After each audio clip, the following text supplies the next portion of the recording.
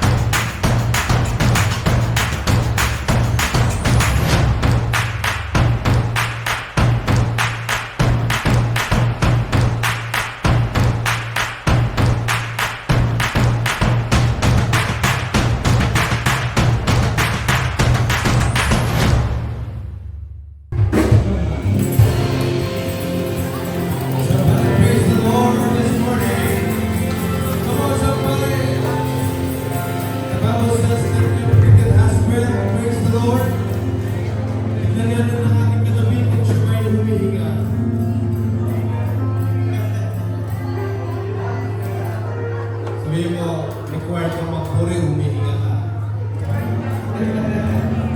Hallelujah. Yun po ang description ng Bible.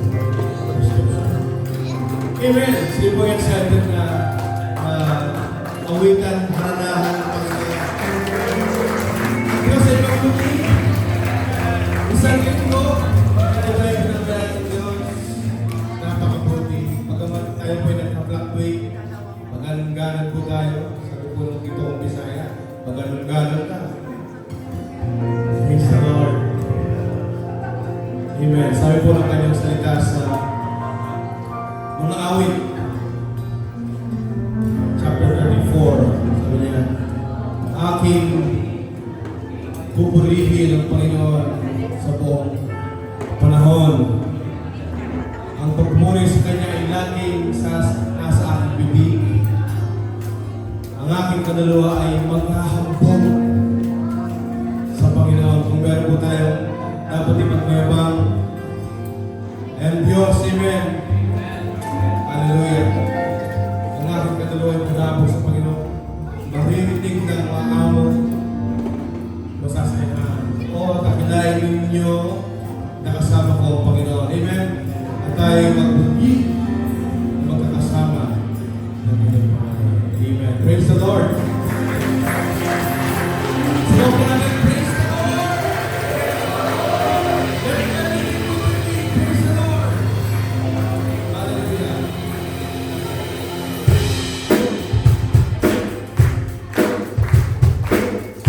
The Bible says the good things to praise the Lord.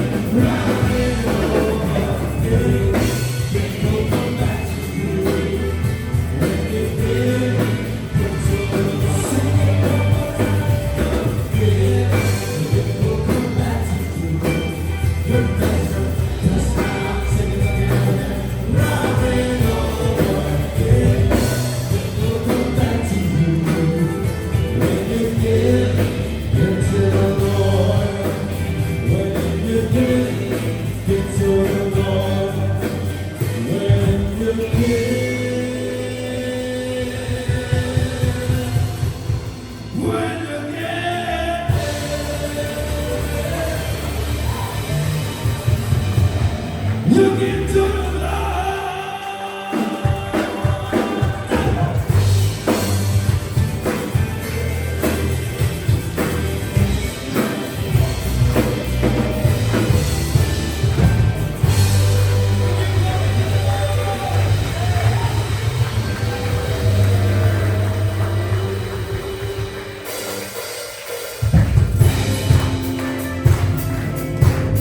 Patuloy po namin ang ating mga Panginoon.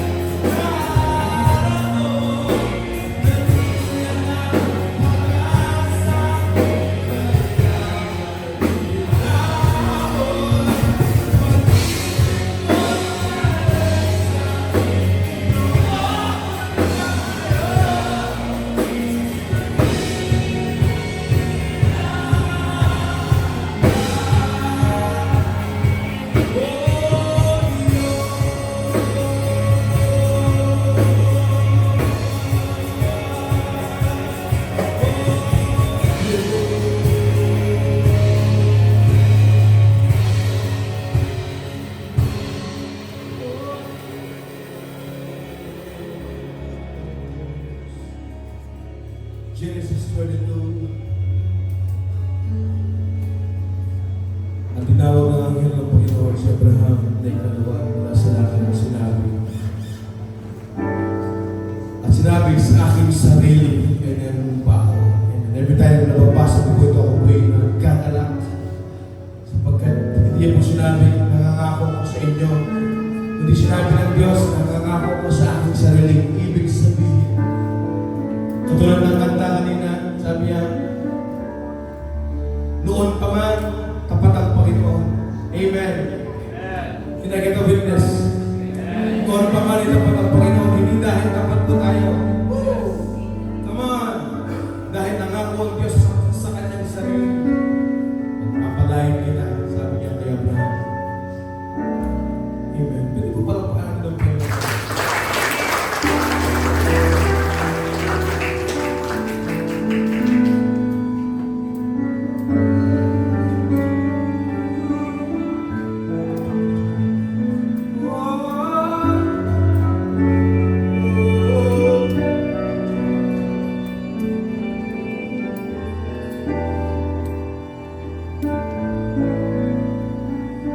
Awitan kita at pupurihin,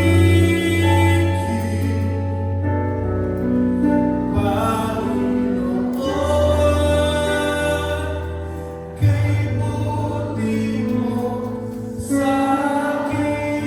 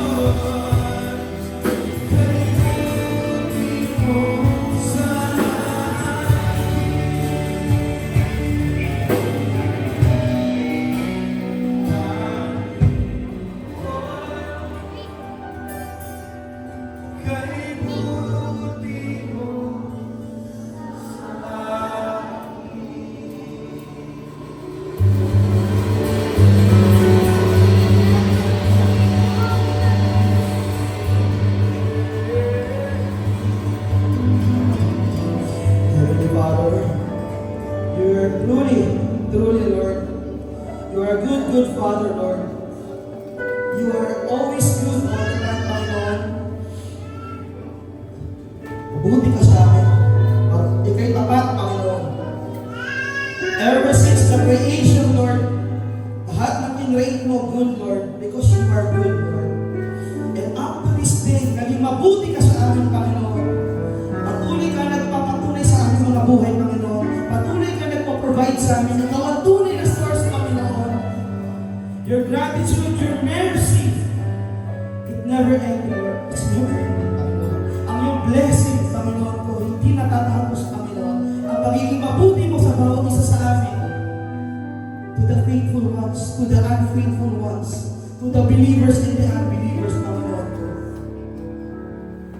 Tulad ng isang ama, Lord, na nag-aalaga sa kanyang mga anak, Panginoon ko. Ano man ang aming inihiling sa iyo, binibigay mo ito in the right time, Panginoon. Hindi ka naggamot sa amin, Panginoon. Lord, alam mo ang pang-araw-araw na mga pangangailangan namin. Ang aming safety, ang aming protection, ang aming security, Panginoon. Tinipon mo kami dito. You are always in control, Lord God. Tapat ka sa amin, ano man ang aming mga pangangailangan. Lagi mo minimit and sinusobrahan mo pa, Lord. Thank you, Lord. Wala akong ibang masabi kundi pasasalamat. Naway ang aming pagpapuri, Lord. Ang aming prayer, Lord. Ang aming mga praise and worship, Lord. Nakaabot sa iyo, Panginoon. Naway nagbigay ito ng pleasure kasi lahat sa iyo, Panginoon. Naway ng pleasure ka namin sa maliit na pagtaas ng aming kamay, Panginoon. Sa aming mga tingin, Panginoon. Sa iyo namin binibigay lahat. Sa iyo namin binabalik lahat ng glory, Lord. Because you deserve it, Lord. You are the good, good Father, Lord. And you are always good, Lord. Thank you. This I pray in Jesus' mighty name, my Lord and Savior. Amen.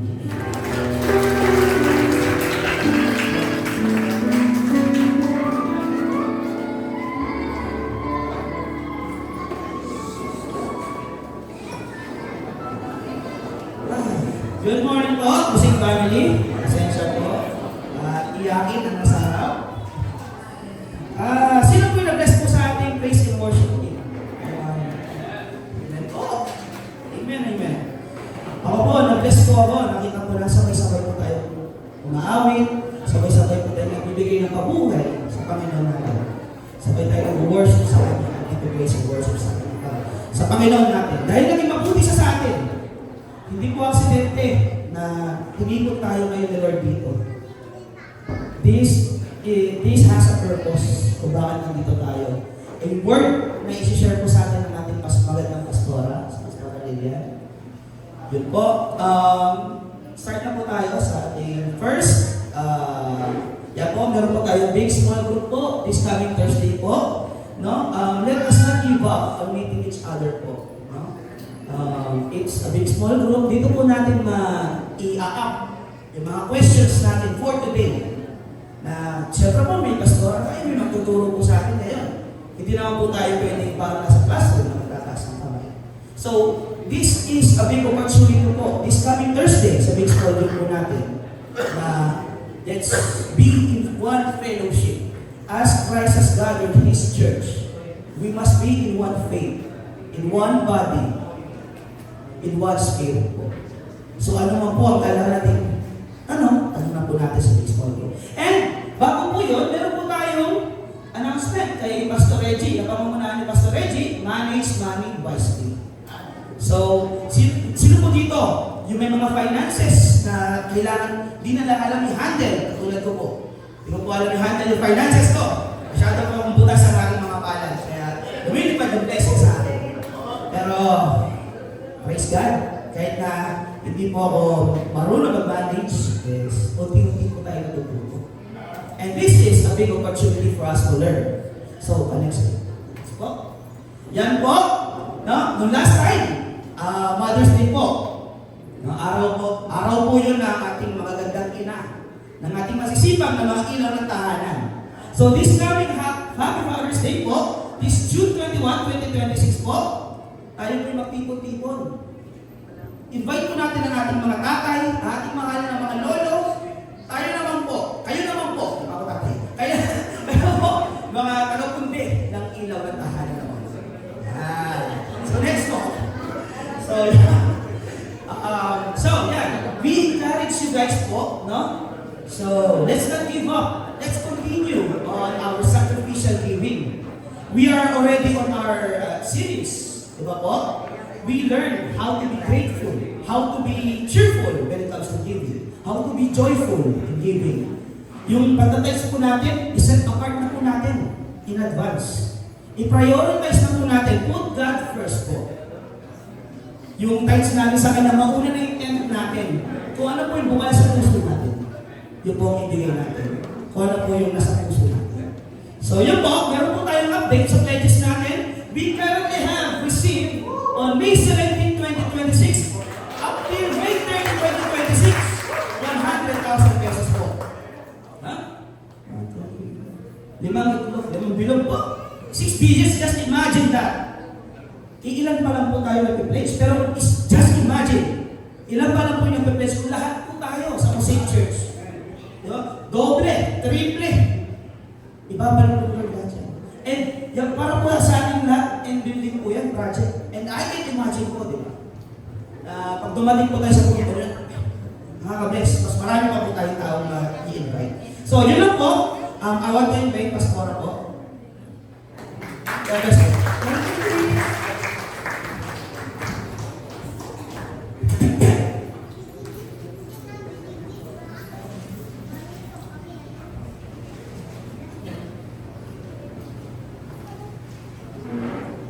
Good morning, MSA family. We're glad we're here today po ba? Masaya po ba tayo? At andito ngayon tayo sa umaga nito? Amen. Pwede pang sabi sa tabi mo, masaya ako at nandito ka ngayon. Okay. So, dito na po tayo sa ating 4th week and series natin, The Blessing of Giving. Ito po, na. Is umpisan po ng short story. Okay. Wala na po si Nicole dito sa kasi Jason, no? Ito po. May kwento po ako. May mag-asawa.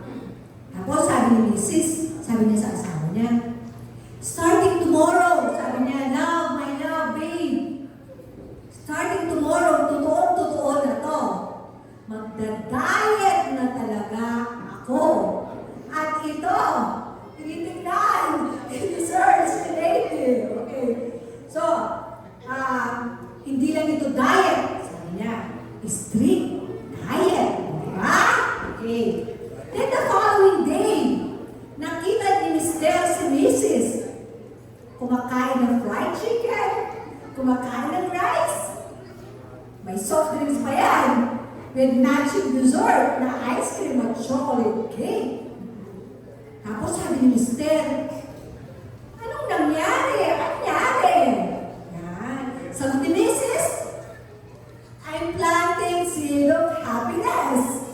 Yun. Mga couples dito, experience na yun? Wala? Mga asawa? Wala? Puro sexy daw. Puro sexy daw ang mga Mrs. Dito. Ito. So may isang ginang. Dalawang kwento, no? Dalawang kwento lang yun. So may isang ginang. Sabi, nagpipray siya ng financial blessing. Sabi niya, Lord, bless mo ang finances ko. O ito, every payday. Itong ginang, kati ang kamay. So check out sa online shopping. At ito, Coffee's Life, di ba? Sinong Coffee's Life dito? Yan, okay. So, everyday po, bumibili ng coffee ang ginang. At ito, hindi na po basta-basta coffee. Tim Hortons pa yan. O kaya Paya. O kaya Starbucks. At ito po, madalas mag-shopping ng ginang. Hindi po niya ma-differentiate kung ano yung needs and wants. At hindi po rin siya marunong mag-save. At ito, every end of the month po, she will cry out, Lord, ba't ba laging kulang? Ang sabi po ng kaibigan niya, sis, you cannot sow shopping and savings. Ouch. Amen. Ito po, honestly, most of us, marami pong ganyan. Aanit po ba kayo? Right? Ito po, we want a healthy body, pero we're not taking good care of ourselves. We want a healthy marriage, healthy relationship, pero hindi tayo nag-i-invest ng time. Hindi tayo nag-i-effort na pakita natin ang pagmamahal natin. We want financial stability, pero careless po tayo sa spending habits natin.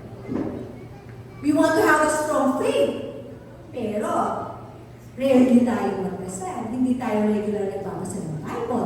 We want peace, but we refuse to forgive.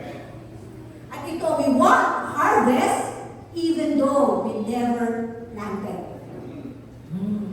Ito po, my dear brothers and sisters, we have to understand what we continually plant in our lives will eventually grow and produce fruit.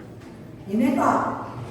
So ngayong umaga po ito, ang pag-uusapan natin is about the powerful truth ng principle ng sowing and reaping. And the title of the message this morning, the power of the seed. Let us pray po. Panginoon, salamat po sa salita mo ngayong umaga. Lord, thank you for teaching us the principle of sowing and reaping. Lord, tulungan mo kami to plant good seed. Good seed sa aming actions, attitude, habits, Panginoon. And help us to trust you while we wait for the harvest. And give us the wisdom to plant good deeds that honors you, Panginoon. At nawa, Panginoon, ang buhay namin, may our lives produce fruit that glorify your name. In Jesus' name we pray. Amen. Amen po.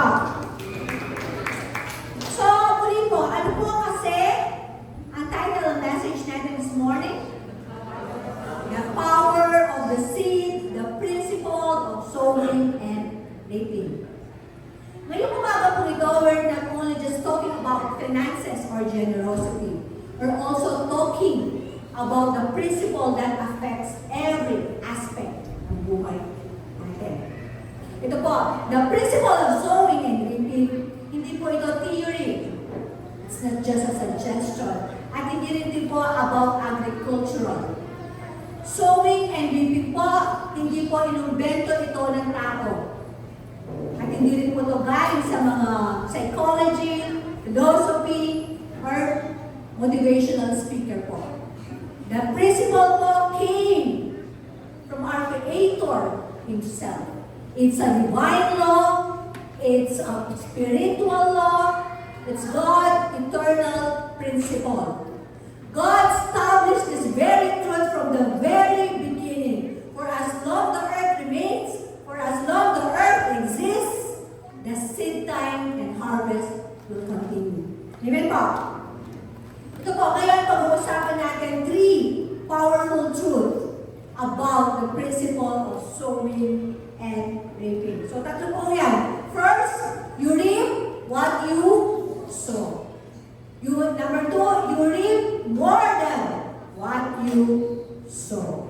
And the last one, you reap later than you sow. So, number one po, you reap what you sow. Kung anong tinanim mo, yun ang aanihin mo. Sino po dito? Meron po ba tayong mga farmers in the house? Meron po ba? Wala? Wala. O sino po dito ang may knowledge or equipped about farming po? Meron po ba? Wala din.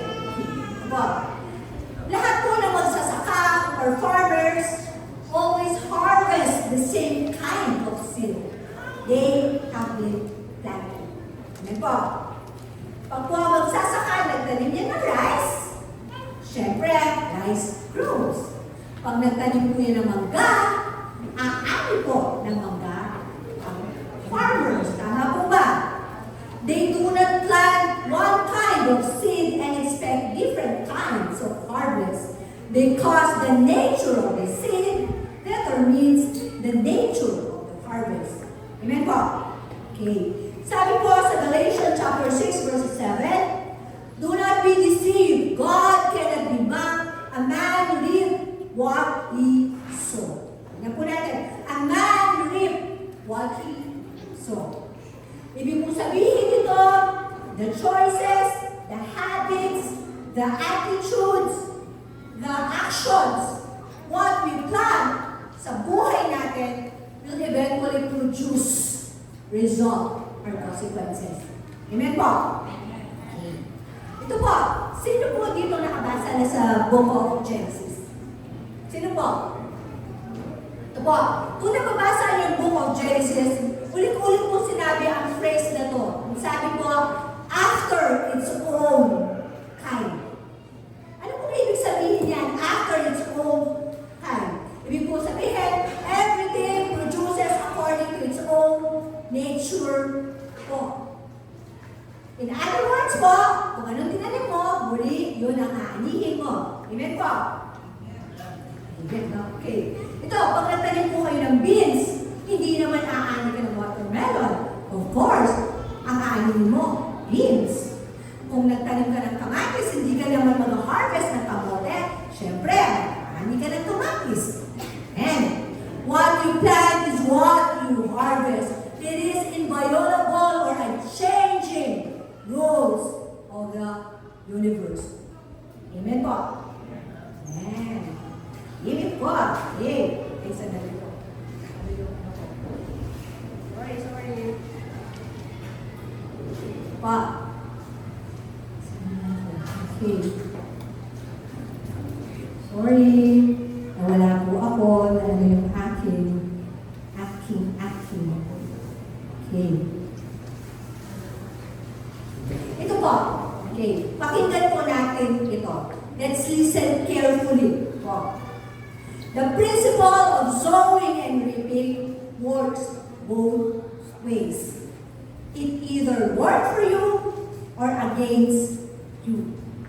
Dito po, may papapakita po akong verses sa Bible ng positive and negative ng principle of sowing and reaping. What you reap is what you sow. Sabi po sa Job chapter 4 verses 8, people who plant trouble harvest it. Proverbs 22 verses 8, whatever sows sin reaps weeds. At sa NLT po naman, those who plant seed of injustice will harvest disaster. At sa Matthew chapter 7 verses 2, whatever measure you use to judge other will also use to measure how you judge. Yan po. Yan po yung mga negative example ng verses sa Bible about sowing negative, about sowing and reaping. At ito po, tingnan naman po natin yung mga positive example ng verses po. Sabi po sa Proverbs 11:18, the one who sows righteousness will reap a sure reward. Sa Hosea 10:12, plant good seeds of righteousness and you'll harvest crop of my love. James 3:15, peacemaker plant seed of peace and reap a harvest of goodness. Ito po, my dear brothers and sisters, are we getting the point? Nakikita po natin, are we getting the idea? Ito po, that the principle po of sowing and reaping what you reap is what you sow. It's not just a minor message in the Bible. Amen po. Ito po, may kwento ako. It's a beautiful classical story po ng bata na nakatira sa Mountainous Valley po. So isang araw po, yung bata ito nag-awa sa had an intense fight sa komunidad. So galit na galit po siya. Galit na galit ang bata. Sa sakit na loob niya po, tumakbo siya going the mountain hill. At doon po, sumigaw siya at the top of his lungs, sabi niya, I hate you, I hate you, I hate you. At nabigla po siya. An echo bounced back from the mountain. At nabigla po yung bata, natakot siya. Akala niya may batang nagtatago doon na galit sa kanya at sumisigaw sa kanya that he hate him. Dagi-dagi po siya umuwi, umiyak siya, punta siya sa nanay niya, sabi niya, Nay, may galit na bata sa akin sa bundok. At sumisigaw siya, yelling at me. Sabi niya, he hates me. Sabi ko ng nanay niya, anak, balik ka doon. Bumalik ka doon. At pagbalik mo doon, shout at the loud of your voice, at the top of your lungs, sabihin mo, I love you, I love you, I love you. So yan po ang ginawa ng bata. Ginawa po ng bata, yan. Nagbalik po siya sa bundok. Nagbalik siya sa bundok at sumigaw siya. And faithfully, the mountain echoed back, I love you, I love you, I love you. Ito po, my dear brothers and sisters. Ano po ang matututunan natin sa kwento ito? Alam niyo po, our lives work like an echo in mountain valley. What you keep sending out eventually comes back to you. At alam niyo po, the atmosphere around you is often the reflection of the seed you have been planting. Amen po. Ito po, pag sa bahay niyo po, kung puno ng galit, puno ng away, conflict, walang katapusan, nagulo sa bahay, ito po, pause for a while. Examine yourself. Ask yourself, what kind of seed I am planting? I have been planting. Nagsalita sa mga anak ko. Nagsasalita ba ako ng masasakit sa mga anak ko? Panghuhusga ba ang sinasabi ko sa asawa ko? Galit ba? Pride ba? O nagtatanim ako ng kabutihan? Pagkababa ng loob, magandang salita. At ito po, if you find yourself surrounded by broken trust or shallow relationship, ask yourself, what kind of seed I have been planting or scattering to the lives of the people around me? Nagtatanim ba ako ng chismis? Nagtatanim ba ako ng betrayal? Nagtatanim ba ako ng galit? Nagtatanim ba ako ng paninira? O nagtatanim ako ng kabutihan, pagmamahal, at walang panghuhusga? Ito po, church, huwag natin kalimutan ito. The harvest in our lives rarely appear by accident. Ito po, it's usually the result of the seed that we consistently plant sa buhay natin day after day. Amen po? Ito po, when you sow anger with your children, you get anger kids. When you sow kindness, patience with your children, you get a kind and patience kid. What you plant is what you harvest. Ito po, may kwento ako. Naalala ko po. Nung maliliit yung mga anak ko, sila sa Kasidon. Nung baby pa po sila. Tutok po ako and spending all my time with them. Ako po nag-aalaga sa kanila. At maniniwala po ba kayo na hindi ako lumalabas noon? Parang hindi po kapanig-paniwala, no? Nung pong bata sila, hindi po ako lumalabas. And then po, nung nag-aral sila from preschooler until grade school po, hatid sundo ko po sila sa school. At naalala ko po sila from noon, pre-nursery po yan, hanggang prep si Pacman. Yan po, nasa loob pa po ako ng classroom para po ako nag-aaral. Kasi po, pag hindi niya ako nakikita, umiiyak siya. So, naging high school na po sila, hanggang naging college na po sila, nakipagkaibigan po ako sa mga kaibigan nila. Cool single mom. So, we go out together, dine out together, watch movie together. Nag-invest po ako ng oras sa mga anak. And right now po, praise God, thank you Lord, nag-harvest na po ako. Kasi po yung mga anak ko, best friend ko. You can talk anything under the sun po. Praise God. Amen po. What you plant is what you harvest. At ito po, naniniwala rin po ba kayo that you can predict the outcome by evaluating the input? Yung po, makikita mo na, malalaman mo na kung anong resulta based kung anong tinatanim mo sa buhay mo ngayon sa araw-araw. Amen po? Ito, sino mga young adults dito? Mga kabataan. Takas ka mga, takas. Okay. Ito, mga kabataan. Ayun po, ang pinakabata po dito ay si Sis Merlu. Ito po mga kabataan, young adults here, listen carefully.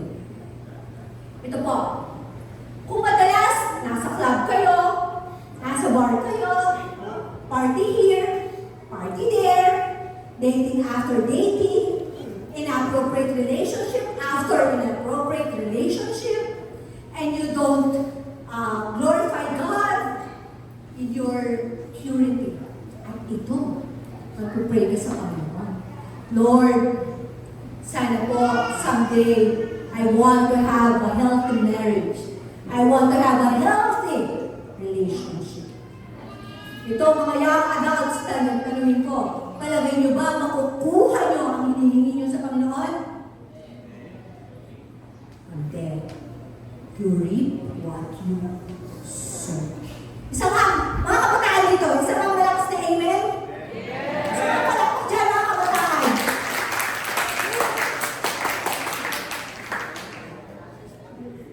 Ito po, pagdating naman sa finances natin. Ito, pupunta na tayo dito. Okay. You want financial stability. Pero, you don't discipline your spending. Ouch. Ouch. Ito po, kung anong tinatanin mo, kung hindi mo dinidisiplin ang spending habits mo, palagay mo ba magiging stable ang finances mo? Ako po ito, actually guilty po ako. Guilty po ako dyan kasi po, hindi pala konti. Okay. May sakit po ako na yung spending habits ko po. Talaga. I'm really working out on it. Kasi po, aaminin ko, gastaron po. I love shopping po. Materialistic. Po. Pero ngayon po, naging totoo na ako, naging seryoso na ako. Ngayon po, nag-start po ngayon 2026 of January, and I really pray hard to God, Lord, tulungan mo ako kasi hindi ko kaya ito. At ngayon po, praise God, thank God, malaki na po ang improvement ko. Still po, work in progress pa rin po ako, long way to go. Pero po, I'm moving forward, I'm stepping forward, at alam ko na po ang direction ko. Amen po. Kaya ako malaki na ang kaya po ito, if you want financial stability again, you need to manage your spending habits. Amen po?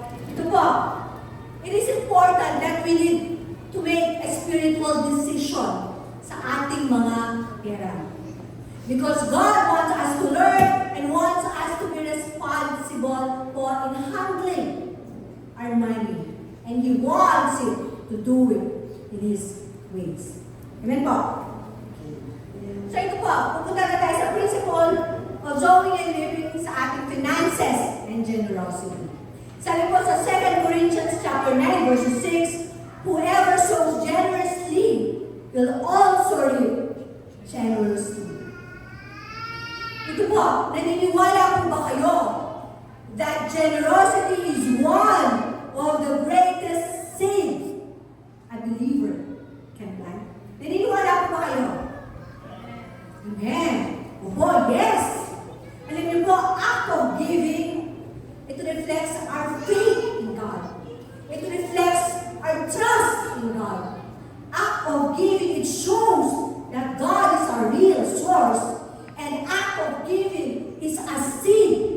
for future blessing. Amen po. Ngayon po, I'll show you a video po. Siguro po marami na sa atin ang nakapanood nito, pero it's worth watching again.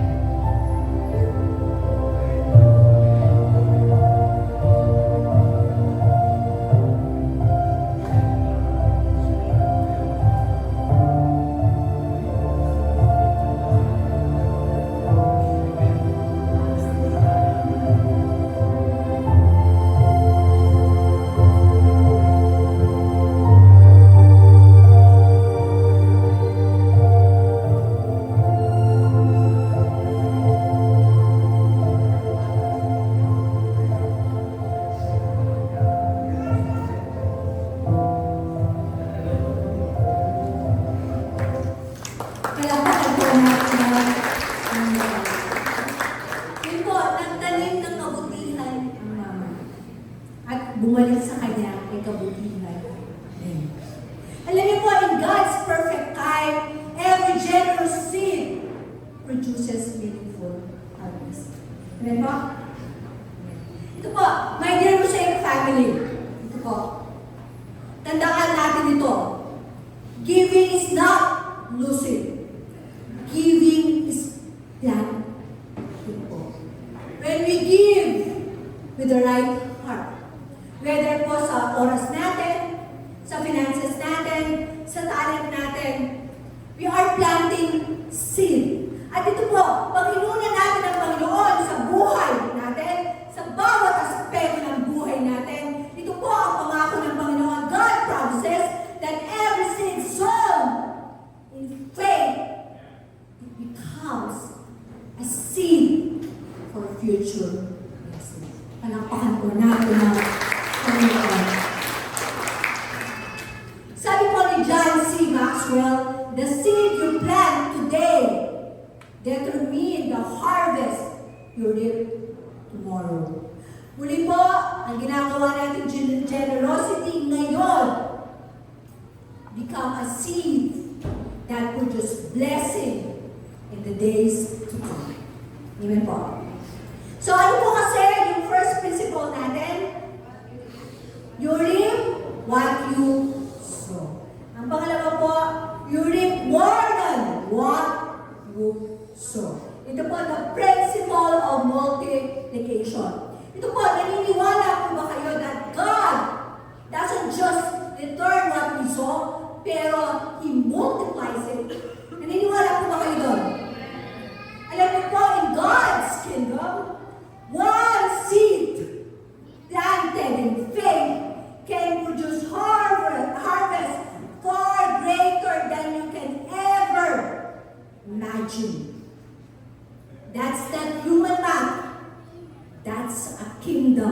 math. Amen po. Sabi po sa Luke chapter 6 verses 38, give it and it will given to you.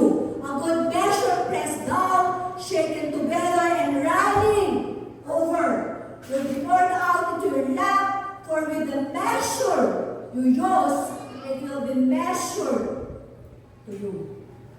Ito po, this verse teaches us the principle of generosity and abundant harvest. At ito po, tinuturuan din tayo ng Panginoon when we give with open heart, a generous heart, blessing will also overflow back into our lives. Amen po. Amen. So ito po, I'll show you a video na a powerful, a true to life story po, powerful giving in the life of Ashola McCarthy. So let's watch po. For most of her life, Osceola McCarty was invisible to the world. She was born in 1908 in Mississippi, raised by her grandmother. She left school in 6th grade to care for her sick aunt. She never went back. She never married, never traveled. Her entire life was spent doing one thing, washing clothes for other people. By hand. She charged as little as $1.50 a bundle, sometimes less. She never owned a car. She walked everywhere. She reused everything. She lived in a small house with no air conditioning. But she had one habit, saving. She saved nickels and dimes in jars, in envelopes, quietly, year after year, for nearly 75 years. Then, one day in 1995, the world found out what Osceola had done. She walked into the University of Southern Mississippi and donated $150,000, her life savings, to fund scholarships for poor black students. When asked why she did it, she smiled and said, I want to help somebody's child go to college. Because I didn't get to. She became a national sensation overnight. President Clinton honored her. Oprah featured her. She received over 300 awards, and her story inspired thousands to donate. Osceola McCarty died in 1999, but her scholarship still exists, and her quiet act of kindness continues to change lives. Palakpakan po natin. Ito, yun, nakita natin si Osceola McCarthy. Isa po siyang labandera at yun po naging source of income niya sa buong buhay. Yan. In her entire life, she faithfully saved little by little and lived with a generous heart. At the age of 87 po, nakita natin, halos po nag-ipon niya, dinonate niya sa University of Southern Mississippi para po scholarship fund ng mga estudyante na gusto mag-aral na walang pera. When the world heard yung sacrifice niya, marami po negosyante, philanthropy, at ordinary citizen po nag-donate din po sa scholarship niya. At ito po, may isang mayamang businessman, ang pangalan po niya, Ted Turner. He donated $1 billion for humanitarian causes and projects. Kasi po, na-inspired siya sa kwento ni Osceola. Ito po, bakit po naging powerful giving ang kwento ni Osceola? Pakinggan po natin ito. Osceola did not give out of abundance.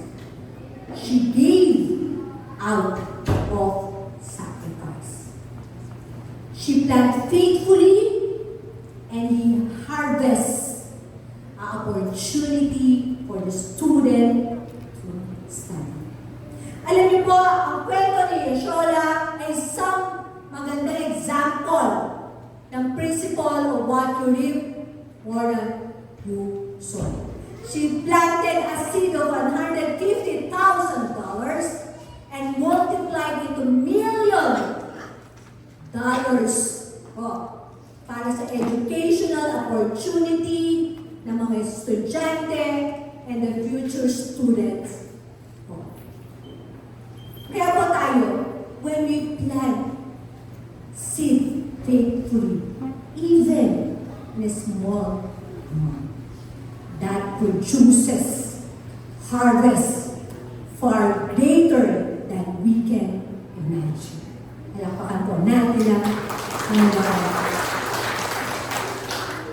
sabi po sa John 12:24, very truly I tell you, unless a kernel of wheat falls to the ground and dies, it remains only a single seed. But if it dies, it produces many seed. Ang verses po ito, God is telling us that if you keep seed alone, it remains seed. But if that seed is scattered in the ground, it multiplies greatly. Ito po, church, tandaan natin, there is a difference between keeping the seed and planting the seed. Amen po? Ito po, sample po. Ito po, right now po, nakikita niyo po ito, itong maliit na seed na ito. Hindi, Father, hindi. Kasi po, ang liit-liit ng isang seed na ito. This seed is too small. Walang value at insignificant po sa liit. Akin po, ngayon, right now, I have the choice. I have a choice po. Kung itong seed na to, ilalagay ko sa bulsa ko, or, assuming this is a big ground, itatanim ko po dito. At ito po, kung ang isang seed na to, tinago ko sa pocket ko, it remain one seed forever. Diba? Pero, pag tinanim ko ang isang seed na to, it can grow into a big tree. And that big tree produces 100,000 or more seeds.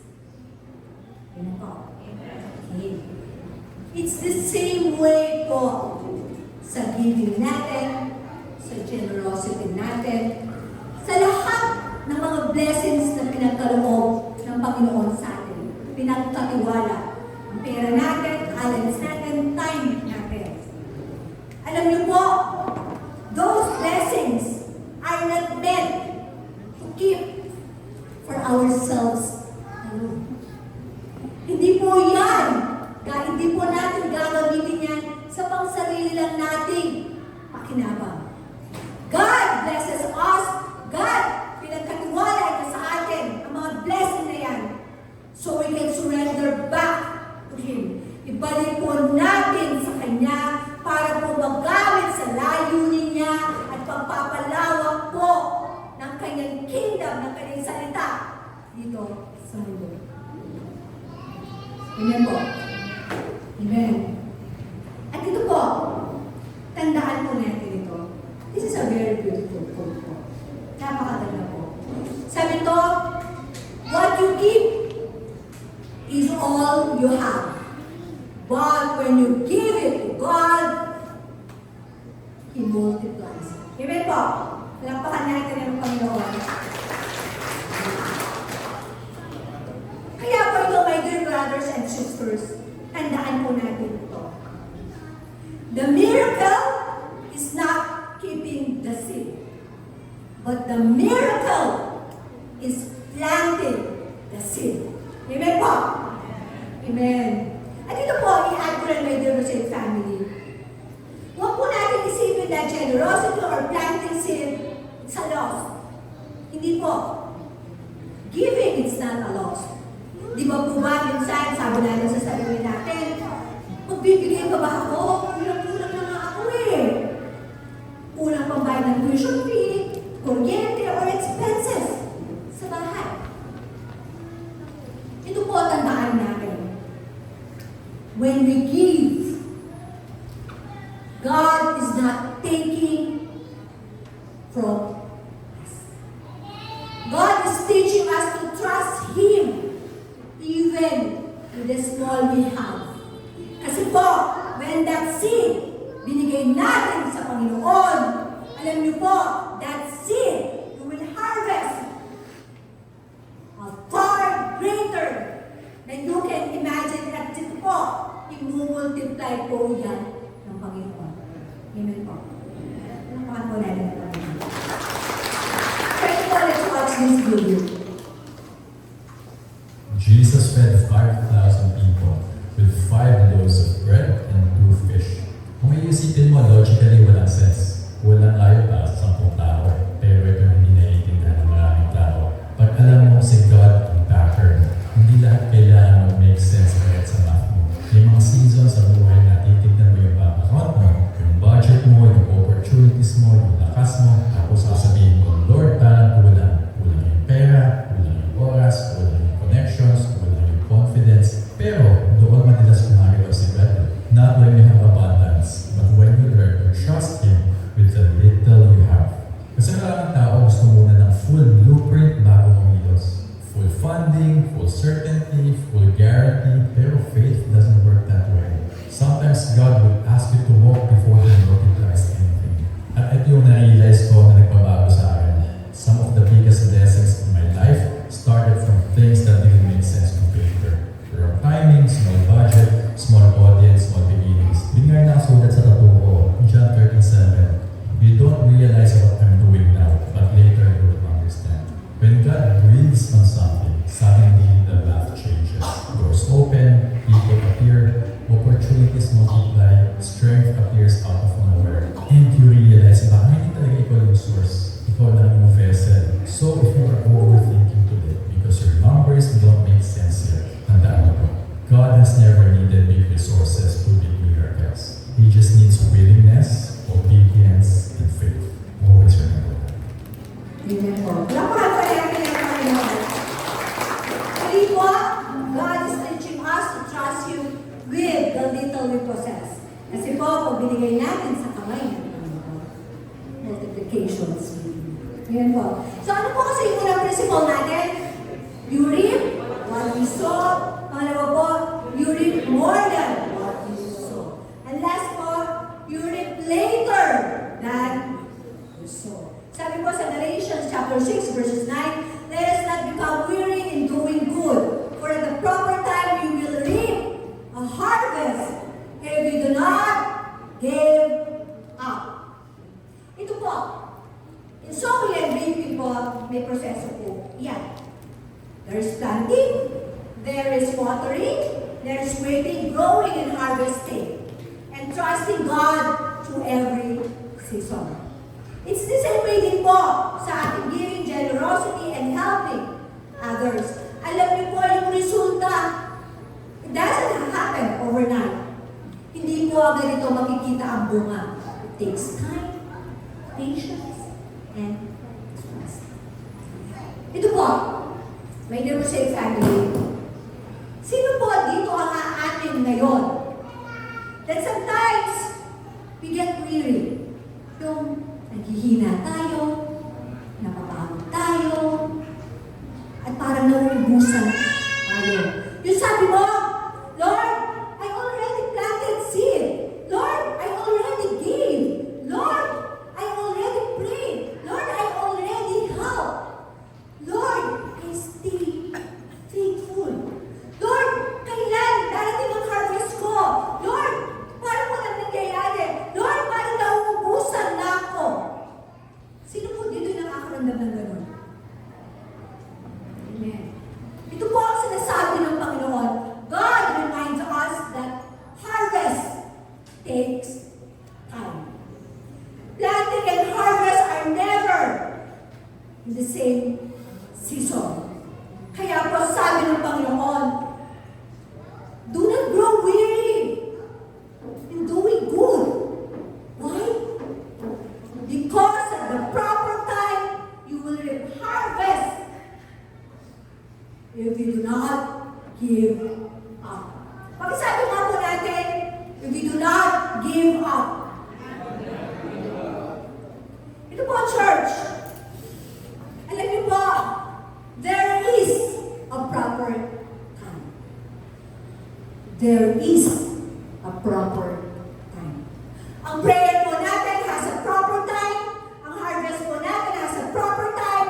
Our breakthrough has a proper time. Our generosity has a proper time. Ito po, just because you don't see the fruit right now, it doesn't mean God is not working. Amen po?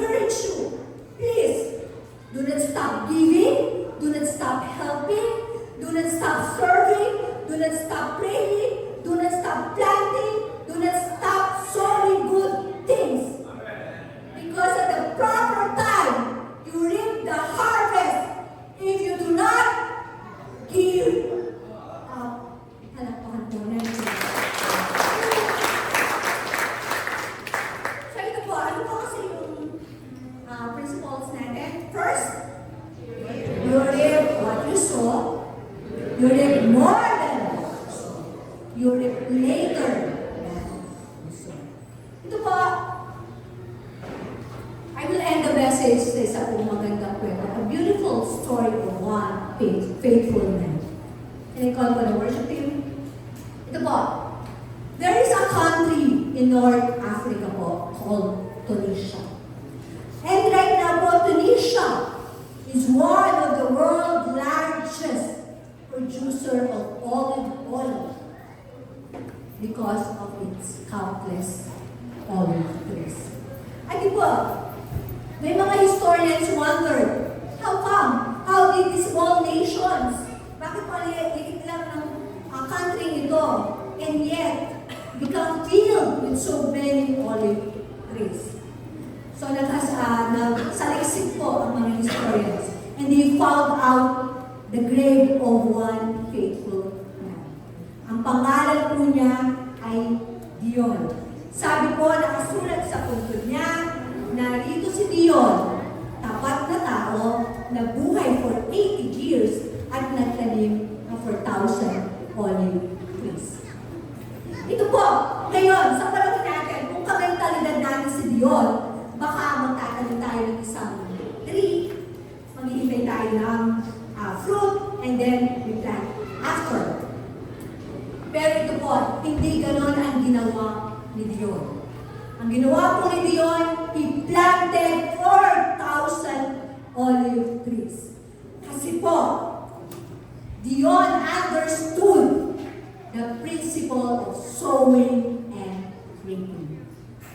What you plant, when you faithfully plant, one day you will harvest. At ito po, after 1,500 years, nung pong namatay na si Dion, until now, the country is benefiting sa ginawa niya because of his one faithful man. At ito rin po, Dion also understood something far greater po, na tayo po, tayo mga Christian, godly people, do not live only for ourselves. We plan for future generations. Kaya po ito, my dear Mosaic family po. Kaya po ngayon, what we are doing today sa ating land and building project po. Alam niyo po, every seed we sow sa pangarap natin kung lahat yan, it's more than just money.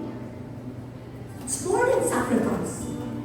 It's a seed of faith, it's a seed of worship, and it's a seed for soul that one day will come to our Lord Jesus Christ. Ito po, isipin natin, yung mga anak natin, magiging anak ng anak natin, magiging apo ng anak natin, the next generation, imagine niyo po, nag-worship sila sa ating future church. Nakikinig sa salita ng Panginoon. Because we choose to give, we choose to help, we choose to support, we choose to plant faithfulness, and we choose to sow generosity. Kaya po right now, our sacrificial act of giving can become someone else's salvation tomorrow. As I close, my dear Mosaic family, again and again, I challenge you. Ito po, do not sow a life that you will regret. Habang may panahon ka pa, magtanim ka ng pagmamahal. Magtanim ka ng kabutihan. Magtanim ka ng kapatawaran. Magtanim ka ng katapatan. Magtanim ka para sa kalwalhatihan ng Panginoon. Magtanim ka ng generosity. Because the greatest tragedy in life, it's not feeding. But the greatest tragedy in life is that one day you are standing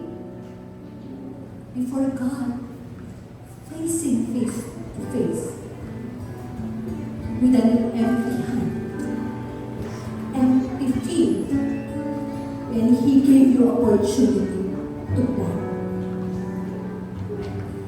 And right now po, God is telling us, God is inviting us. Ito po ang message ng Panginoon sa atin ngayon.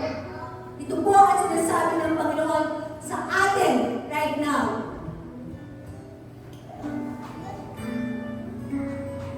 Habang buhay pa po tayo, habang may hininga pa po tayo, habang may lakas pa tayo, habang may panahon pa tayo, habang may pagkakataon pa tayo, magtanim ng binhi para sa kaluwalhatian ng Panginoon. Magtanim ng binhi para sa ikakasaya ng langit. Let's plant seed that heaven will rejoice. At magtanim tayo ng binhi na makakapagbago sa buhay at eternity ng iba. Amen po. Lahat po tayo po.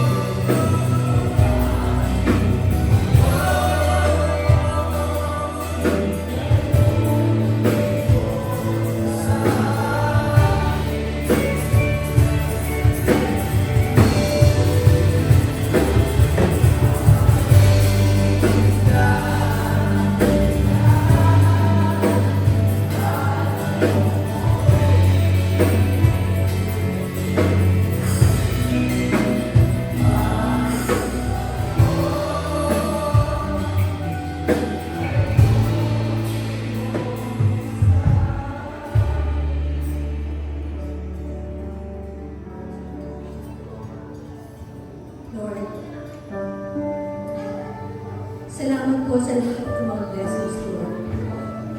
Lord, thank you for your generosity and faithfulness mo sa buhay namin. Lord, we thank you for teaching us principle of sowing and reaping. Lord, teach us, tinulungan mo kami po ngayon. Please,